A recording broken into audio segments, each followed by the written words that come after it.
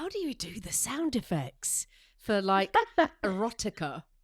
When you're a kid and you watch, I remember just being like a kid watching stuff and like, not obviously erotica, but like when people get shot and stuff, mum was going, oh, it's just tomato ketchup. It's just tomato ketchup. And, you realise that there's all of this stuff. What are the secrets behind those noises? I feel like everyone immediately thinks of the like, for the kind of delicate female sounds.